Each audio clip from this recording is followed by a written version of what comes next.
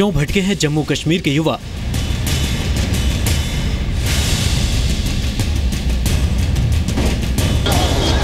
विकास की राह पर कब लौटेगी घाटी?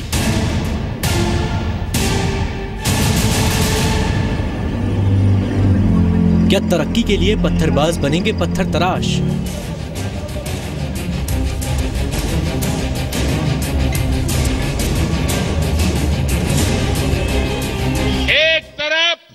भटके हुए नौजवान पत्थर मारने में लगे हैं, दूसरी तरफ उसी कश्मीर के नौजवान पत्थर काट करके कश्मीर का भाग्य बनाने में लगे हैं।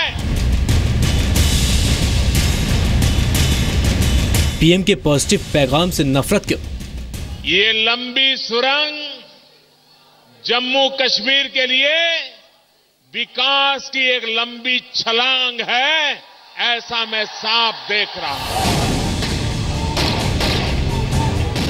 रोजगार की जगह हाथ में बंदूक क्यों? मैं घाटी के नौजवानों से कहना चाहता हूं, आपके सामने दो रास्ते हैं। एक तरफ है टूरिज्म, दूसरी तरफ है टेररिज्म। देश कह रहा है तरक्की की राह पर लौटो कश्मीर। सुरंग उधमपुर रामबन के बीच भले हो, लेकिन ये कश्मीर घाटी की भाग्य रेखा है। प्रधानमंत्री नरेंद्र मोदी कल देश की सबसे बड़ी सुरंग का उद्घाटन करने के लिए उधमपुर गए थे। वहां पीएम ने कश्मीर के युवाओं से पत्थर की ताकत समझने की अपील की। पीएम मोदी ने युवाओं से आतंकवाद का रास्ता छोड़कर रोजगार चुनने को कहा। उन्होंने कहा कि 40 साल से आतंकवाद की वजह से कश्मीर खून से लाल हो रहा है और इस आतंकवाद ने किसी की कोई मदद नहीं की है। ऐसे में वो विकास की ओर आगे बढ़े। लेकिन पीएम की इस अपील के बाद भी शाम को अलगाववादियों ने जवानों पर हमला बोला। इतना ही नहीं, आतंकियों ने पुलिस पर ग्रेनेड भी फेंका, जिसमें एक जवान शहीद हो गया। पीएम मोदी के उधमपुर दौरे के बाद जिस तरह से श्रीनगर और अनंतनाग में हिंसा हुई है, इस पर जी न्यूज आपको बराबर अपडेट दे रहा है। हम उस सुरंग के बारे में भी तफसील से बता रहे हैं जो जम्मू कश्मीर के विकास में बड़ा रोल अदा करेगी। आज जम्मू कश्मीर में क्या हालात हैं, यह भी आपको हम इस खबर में बताएंगे। पहले देखिए रिपोर्ट।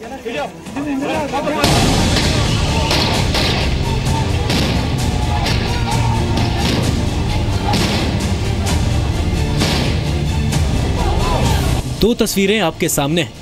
एक तरफ सरकार कोशिशों में लगी है कि विकास की बयार बहाकर जम्मू कश्मीर को सचमुच धरती का स्वर्ग बनाया जाए, तो दूसरी तरफ यहाँ घाटी में कुछ बहके हुए नौजवान आतंकवाद जैसे दलदल से बाहर नहीं निकल पा रहे हैं। मैं घाटी के नौजवानों से कहना चाहता हूँ, आपके सामने दो रास्ते हैं जो आपके भाग्य को किस दिशा में ले जाएंगे। एक तरफ है टूरिज्म, दूसरी तरफ है टेररिज्म।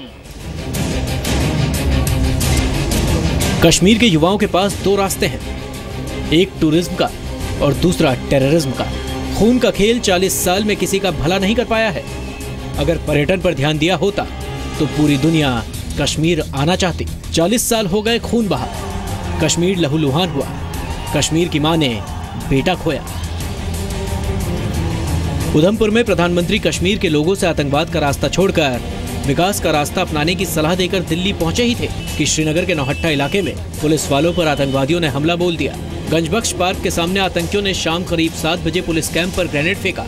हमले में पुलिस का एक जवान शहीद हो गया, जबकि 20 घायल हो गए। हमले के वक्त पुलिस वाले अपनी ड्यूटी से वापस लौट रहे थे। घायलों में सीआरपीएफ और जम्मू कश्मीर पुलिस के जवान शामिल हैं। शहीद जवान शमीम अहमद गुरेज सेक्टर के रहने वाले थे। हमले से कुछ समय पहले नौहट्टा में शरारती तत्वों ने सुरक्षा बलों पर पथराव भी किया था। इस घटना के बाद अनंतनाग के केपी चौक पर भी पुलिस पर पथराव हुआ, जिसमें जम्मू कश्मीर पुलिस का एक जवान घायल हो गया।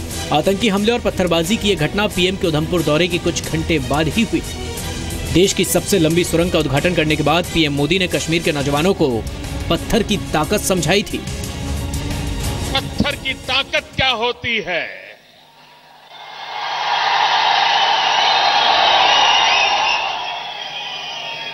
एक तरफ कुछ भटके हुए नौजवान पत्थर मारने में लगे हैं। दूसरी तरफ उसी कश्मीर के नौजवान पत्थर काट करके कश्मीर का भाग्य बनाने में लगे हैं। पीएम की सलाह घाटी में बैठे पाकिस्तान परस्त अलगाववादियों को पसंद नहीं आई और एक बार फिर पथराव किया गया।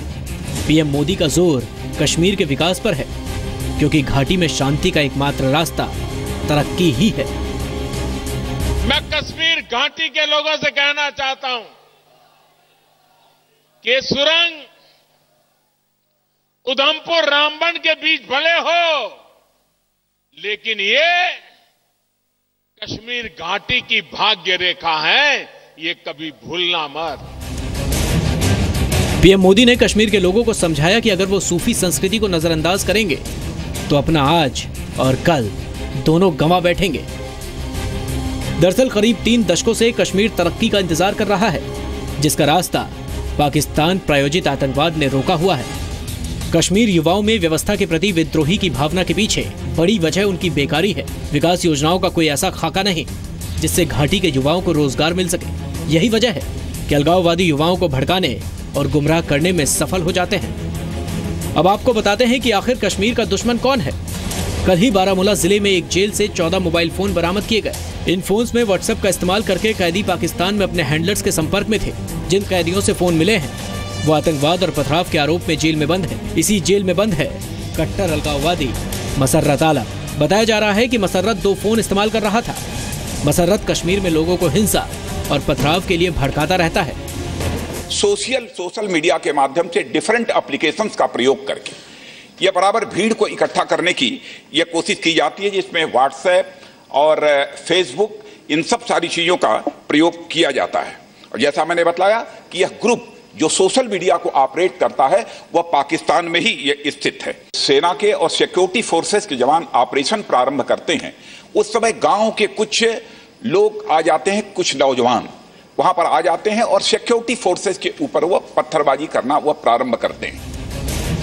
मसर्रत जैसे लोग कश्मीर का रोजगार और भविष्य छीन रहे हैं। जम्मू कश्मीर में रोजगार के लिए पिछले साल केंद्र सरकार ने राज्य को 80,000 करोड़ रुपए के पैकेज का ऐलान किया था। पीएम ने आगे भी मदद जारी रखने का भरोसा दिया है। जाहिर है अगर घाटी के लोगों को प्रदेश की तकदीर बदलनी है तो बंदूक छोड़कर विकास की राह पर लौटना होगा, तभी कश्मीर जन्नत बन पाएगा।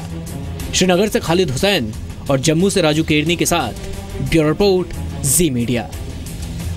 जी मीडिया संवाददाता राहुल सिन्हा हमारे साथ जुड़ गए हैं। राहुल का रुख करते हैं। राहुल, प्रधानमंत्री अपनी तरफ से अपील करते हैं, लगातार नेताओं के द्वारा, मंत्रियों के द्वारा, मुख्यमंत्रियों के द्वारा ये संदेश भेजने की कोशिश होती है कश्मीर तक कि आप शांति बनाएं, आप विकास की तरफ बढ़ें। इसके बावजूद हालात सुधरते हुए क्यों नजर नहीं आते? देखिए, सबसे बड़ी दिक्कत अलगाववादी और आतंकवादी संगठन है, जो कि लगातार इस कोशिश में है कि जो भी डेवलपमेंट पहुंच रहा है उसको वहां पर डेवलप होने न दिया जाए, जो युवा है उनको बेरोजगार रहने दिया जाए और उनके हाथों में पत्थर थमाए जाते जाए। यही वजह है कि आपने देखा होगा जब नोटबंदी हुई थी उस वक्त पत्थर फेंकने रुके इस वजह से थे क्योंकि ये अलगाववादी और आतंकवादी संगठन उन तक पैसा पहुंचा नहीं पा रहे थे। लेकिन उसके बाद फिर से इनके पास पैसा पहुंचना शुरू हो गया है। ऐसी स्थिति में इन युवाओं को भड़काया जाता है, पहला कट्टरपंथियों के द्वारा और दूसरा पैसा पहुंचा करके कि आप घर बैठे ही आपको 500,000 रुपए मिलेंगे, सिर्फ आपको पत्थर फेंककर सुरक्षा बलों के ऊपर आना है। लेकिन सबसे बड़ी क्राइसिस ये है कि ये जो तबका है, विद्या हम बार बार कह रहे हैं, जी न्यूज बार बार ये कह रहा है कि ये तबका बहुत कम है, बहुत छोटे हैं, बहुत संख्या में बहुत कम लोग हैं। एक बड़ा तबका कश्मीर के नौजवानों का है जो कि मेन स्ट्रीम में आना चाहता है। राहुल, एक ये सवाल है कि आखिर इस फंडिंग को हम क्यों नहीं रोक पाते हैं? हमें जब पता है कि ये फंडिंग कहां से हो रही है, किन लोगों तक पैसा पहुंच रहा है और ये कैसे पैसा डिस्ट्रीब्यूट हो रहा है तमाम लोगों में, युवाओं में, तो इसको रोका क्यों नहीं जा पा रहा है? इस पर क्यों नहीं एक्शन हो पा रहा है? देखिए, एक इसमें ध्यान रखना पड़ेगा, जिस तरीके से कश्मीर का टेरेन है, जो वहाँ के रास्ते हैं, जो स्थितियां हैं, भौगोलिक स्थिति है, वो सिक्योरिटी फोर्सेस के लिए परेशानी खड़ी करती है। हालांकि हम लोगों ने सबसे पहले बताया भी था कि इस तरीके से यहाँ पर हवाला के जरिए फंडिंग की जा रही है, टेरर फंडिंग हो रही है और एनआईए ने अभी 5 जो बड़े इस तरीके के ग्रुप्स हैं उनको आइडेंटिफाई किया भी है। लेकिन उस सब के बावजूद जिस तरीके से पाकिस्तान, मैं फिर बोल रहा हूँ, जो भौगोलिक स्थितियां हैं, वहां से जो नकली नोट पहुंचते हैं फिर उसको कन्वर्ट कराया जाता है या फिर वहीं जो ट्रेडिंग होती है उससे पैसा आ रहा है। पैसा पहुंचाने के जरिए बहुत सारे हैं, लेकिन इतना जरूर है कि पिछले 6 महीने से अब केंद्र सरकार की कोशिश ये है कि पैसे को ही सबसे पहले चेक एंड बैलेंस किया जाए, सबसे पहले पैसे पे रोका जाए। प्रधानमंत्री ने डिमोनेटाइजेशन किया था तो उन्होंने साफ तौर पर कहा था कि इससे आतंकवाद पर असर पड़ेगा, आतंकवाद की फंडिंग पर लगाम लगेगा। आगे बढ़ते हैं, खालिद हुसैन भी हमारे साथ जुड़े हुए हैं। खालिद, जेल से मोबाइल बरामद हो रहे हैं, आतंकियों से जेल में बैठे हुए कैदी बात कर रहे हैं, संपर्क साध रहे हैं, प्लान कर रहे हैं। देखिए, ये एक बड़ी नई डेवलपमेंट है जो कल जो बारामूला पुलिस है या फिर जो जेल अधिकारी है, उन्हें एक सूचना मिली थी कि जेल के अंदर में कुछ ऐसे डिवाइसेस हैं जिनसे बाहर खबरें जा रही हैं। तो उसके बाद तुरंत कल क्रैकडाउन किया गया पूरी जो बारामूला जेल है उसके अंदर, और उसमें 18 मोबाइल जो है बरामद किए गए हैं, और उसके साथ साथ कुछ ऐसे दस्तावेज भी बरामद हुए जो आपत्तिजनक थे। साथ ही ये कहना भी यहाँ होगा कि मसरत आलम जो उसी जेल में बंद है, 2010 से जो बंद है, वो 2010 में उन पर आरोप था कि उन्होंने यहाँ पर जो है वायलेंस हुई थी उसको इन्वेस्टिगेट किया था। और सूत्र ये भी बता रहे हैं कि 2 मोबाइल उसके पास से भी बरामद हुए हैं। एक FIR दर्ज किया गया है और उसके बाद तहकीकात शुरू की गई है। जो SSP बारामूला है, उन्होंने ये भी कहा कि कुछ ऐसे लोग भी हैं जो मिलिटेंट गतिविधियों में पकड़े गए हैं, उनके पास से भी मोबाइल बरामद हुए। एक तो पहली ये बात है कि मोबाइल कैसे जेल के अंदर पहुंचे। बहुत बहुत शुक्रिया खालिद इस पूरी जानकारी के लिए। तो सवाल ये है कि आखिर इन लोगों तक, अलगाववादियों तक, आतंकियों तक, जेल में बैठे कैदियों तक मोबाइल कैसे पहुंच जाता है और उससे वो आतंकियों के सरगना, आतंकियों से बाहर और देश के भीतर कैसे संपर्क कर लेते हैं।